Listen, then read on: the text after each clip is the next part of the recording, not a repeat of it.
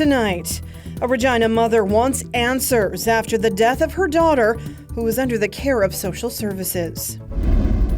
Also, I was feeling anxious and a little scared and a little nervous and a whole jumble of things because I didn't know what was happening. a teen witness describes what it was like to watch an exorcism at a Saskatchewan Bible camp. Plus, Health Canada approves an updated Moderna vaccine for the Omicron variant.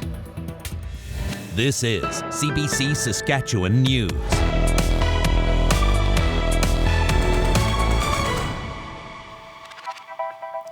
It is Thursday, September 1st, and the CBC Saskatchewan News starts right now. Good evening, and thank you for joining us. Most Saskatchewan students are now officially back to school. And for the first time in 2 years, many say they found a sense of normalcy similar to pre-pandemic times. That's because, like the rest of the province, minus hospitals, there aren't any COVID-19 mandates. Jesse Anton has that story. It's a good idea to wear a mask, and that's increasingly going to be important in the fall. Despite Saskatchewan's Chief Medical Health Officer's advice, masking is optional in schools across the province. Still, most divisions plan to stick with increased cleaning measures and encourage people to stay home if they're sick. Regina's Mercedes Phillips started high school back in 2019 with much of her time learning remotely since. Now, with 3 COVID-19 vaccinations, she hopes to do all of her grade 12 classes in person, even if that means wearing a mask if cases spike. Now that people have gotten their vaccines and we've been living with, no restrictions for a while now, I do feel a little more comfortable. Well, some returning students are heading back to create their new sense of normal. Others are mentally prepping to find out what exactly high school is all about. I have 3 simple rules. I've declared myself to have good academic grades, to embrace the high school journey as slow as possible, and to just maintain healthy relationships. 14-year-old Abhishek Prasad and his family moved to Regina from Qatar at the start of the pandemic. They say it's been tough for him to make friends in between lockdowns and remote learning. So a full-time in-person school schedule is welcome news. That has to be physical.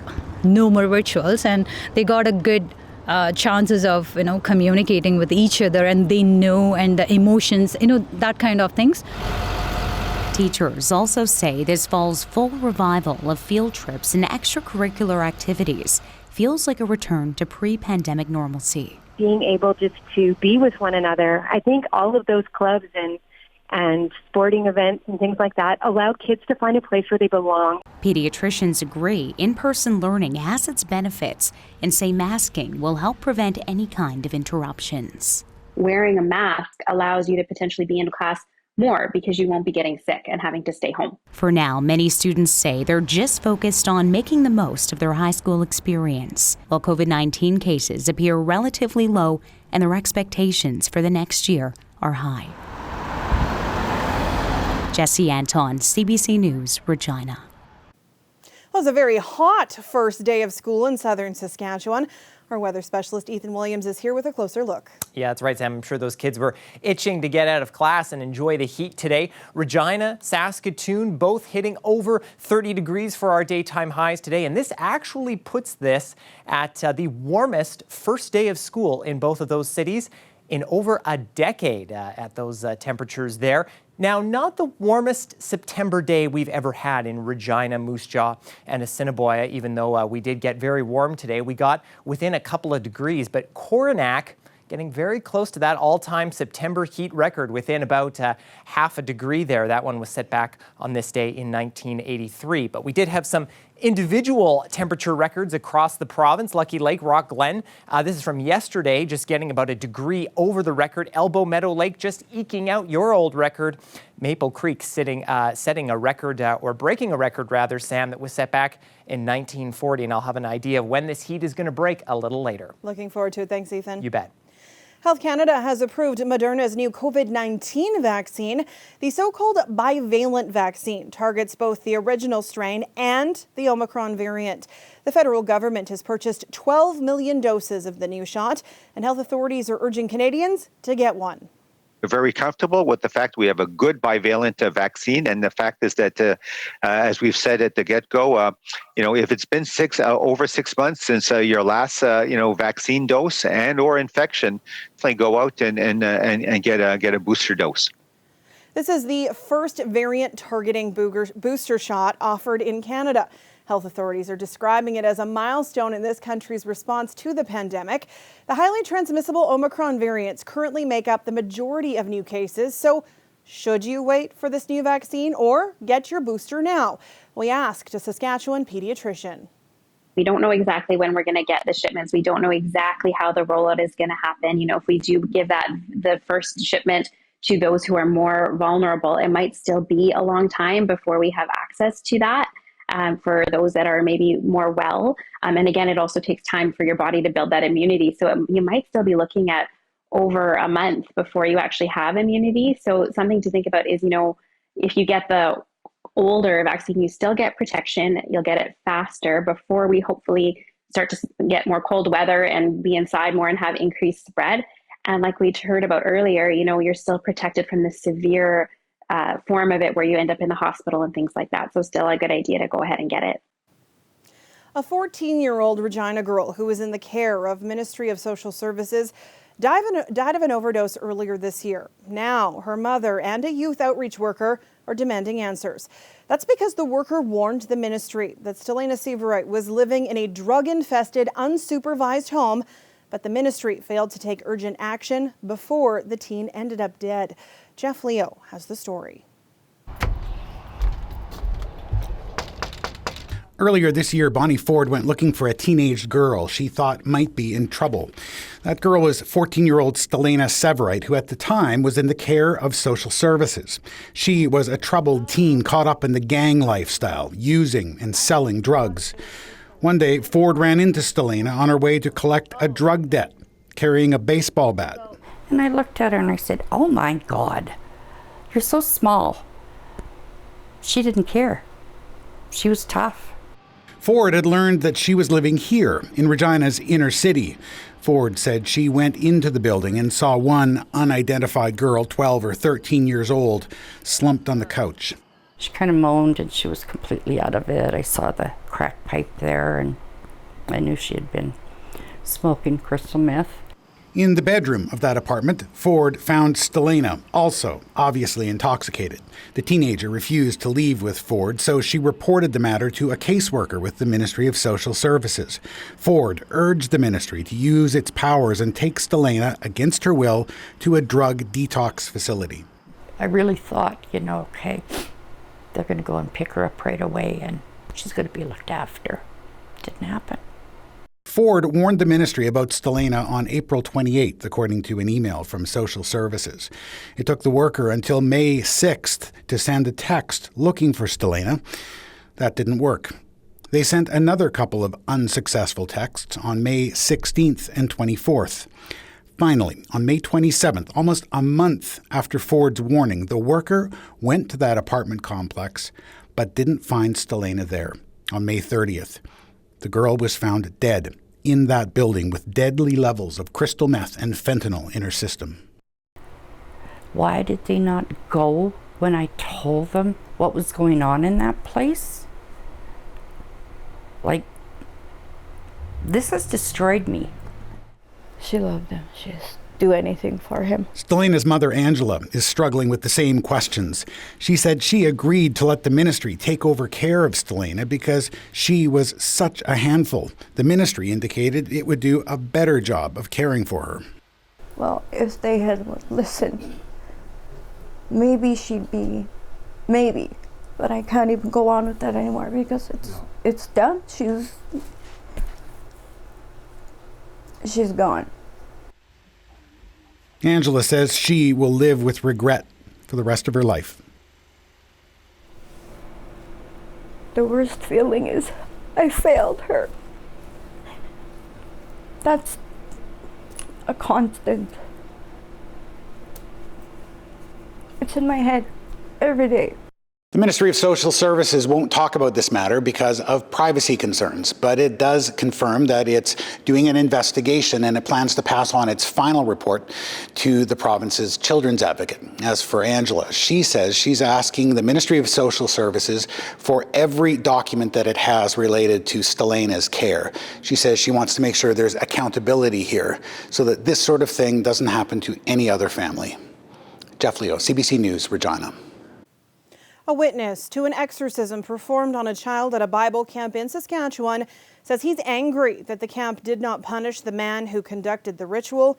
He also says it's wrong the RCMP is not charging the camp worker responsible. Jason Warwick has more. Parker Bond says he no longer believes that Satan and demons are out to get him. Back in July at Saskatchewan's Redberry Bible Camp, Parker and other boys were subjected to what their camp worker called an exorcism. Just kind of angry that that was allowed to happen and that did happen. Parker says that for 4 days they were kept awake until 5 a.m. by their cabin leader, telling them to watch for signs of demonic possession, anything from flickering lights to any thoughts that a girl was cute. That fourth night, the exorcism was conducted by a man named Carlos Dirksen on a boy that he has acknowledged was showing symptoms consistent with a seizure. Parker says he and the other boys were terrified as Dirksen waved his arms and yelled. He also had a jar of water that he would he would dap a little bit on his fingers, and then he put a cross on the kid's forehead. And then he started speaking in tongues. And then he would start saying things like, "Filthy spirit, leave this vessel, and in the name of Jesus, get out of this boy."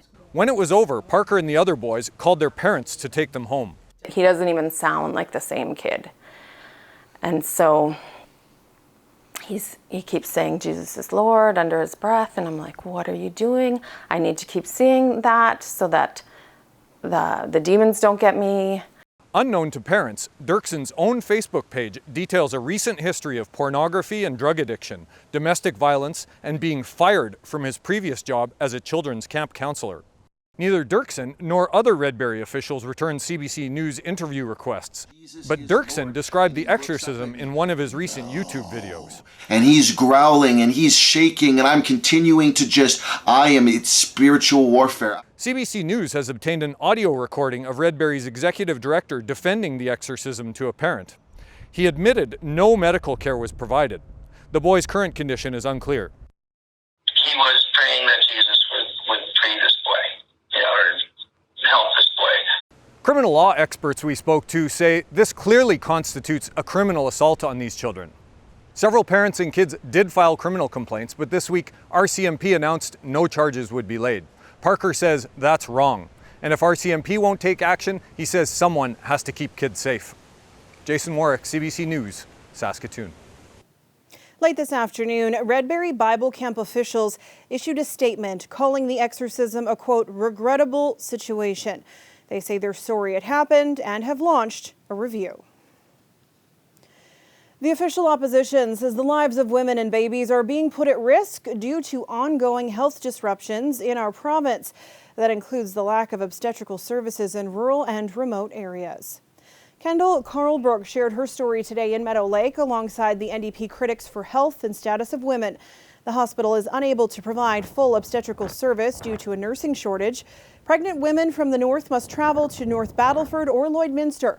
Carlberg says that's dangerous. She was turned away from Meadow Lake Hospital last year while she was in labor.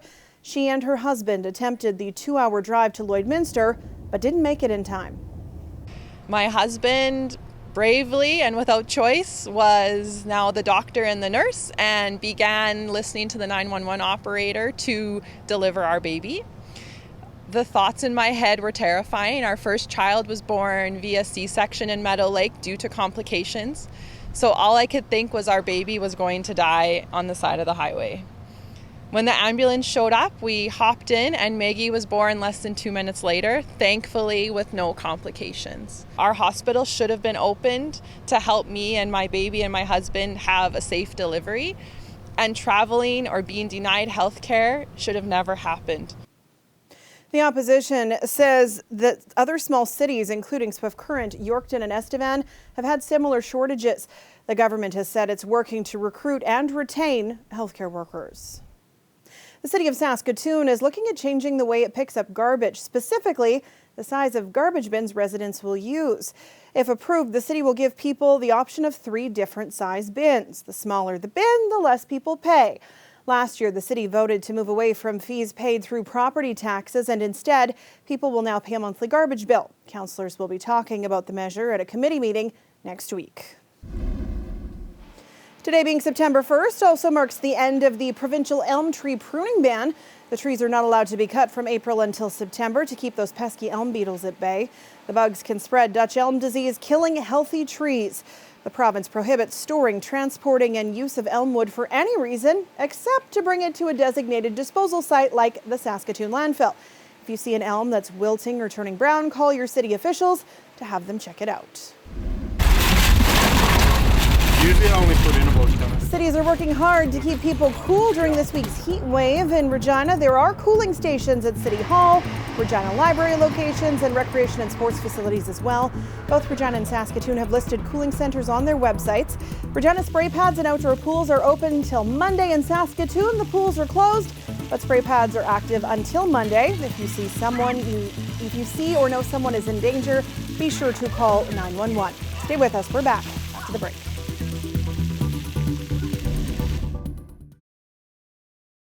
This weather update is brought to you by Capital GMC Buick Cadillac, making back to busy easy.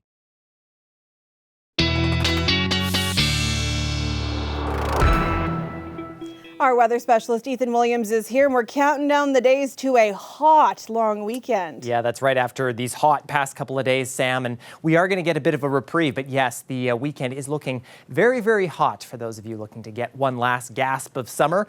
But heat warnings that were in place today have ended, and that's because we're going to see a real change in our temperatures come tomorrow. We still do have wind warnings, though, in effect for the South End Brabant Lake and the Wollaston Lake and Collins Bay areas of the province. Gusts have been very strong there today and continue to be so, up to 90 kilometers an hour in some open areas there.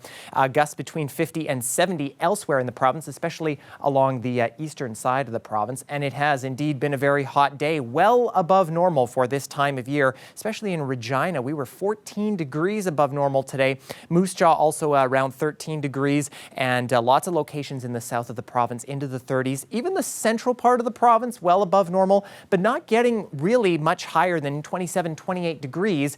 And here's why. We have a cold front working its way through the province, and you can see the real temperature divide that's happening. 9 in Collins Bay. You have to more than, almost quadruple that to get Estevan's temperature right now. It's a big spread, and you can really see it as we head into the south and central part of the province, not even cracking 20 degrees in Lloydminster, and we're still at 31 down in Weyburn. Now, because we haven't seen a lot of rain and storms lately, and because those crops are being harvested, and that's not giving off that moisture, we're not seeing a lot of in the way of our humidex, and so the humidex value is very close to where temperatures are right now. We are expecting a little bit of moisture, though, in the north of the province tonight as that low works its way through. There's that cold front continuing to sweep its way through the province tonight.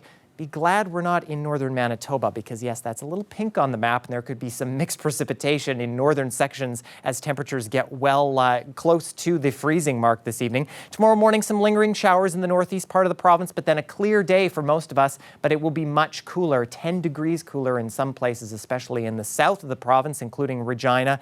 And then we wait for our next round of high pressure. And here's where it starts. Right now, it's over California and Utah and Nevada, and some very hot temperatures, a heat dome they are experiencing there right now. Some of the hottest temperatures California has experienced this summer, and this is going to work its way northward over the next few days. And as we get to Saturday, it reaches us, and Saturday, Sunday, Monday going to be very warm as that ridge sticks around.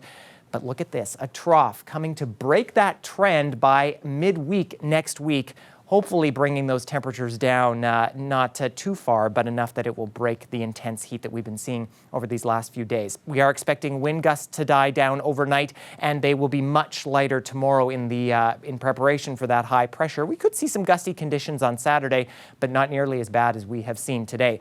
Tomorrow in Regina, that feels like average for this time of year, 24. Sunny conditions.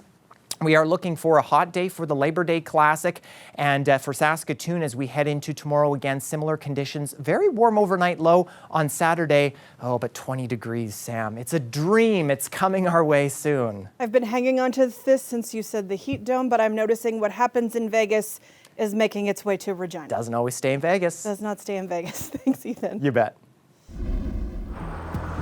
Well, exciting times for CBC Saskatchewan. A new broadcast tower started going up today on Tower Road, at least the first 180 feet of it. If you are a radio listener, you may notice some reception issues in some areas as they bring the tower online. That's because there will be some power reductions while the rigging crew is working. It's expected that work will start next week if things go well, and it will continue into late November. We'll be back after the break.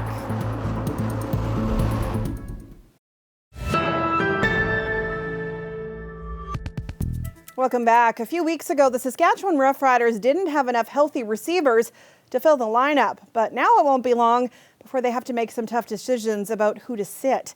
With Kyron Moore and Shaq Evans returning now, Braden Lenius is back too after an unsuccessful stint in the NFL. Lenius contributed nearly 500 yards worth in catches, including 4 touchdowns during a COVID-shortened season last year. It didn't take him long this week in practice to reestablish his leadership qualities.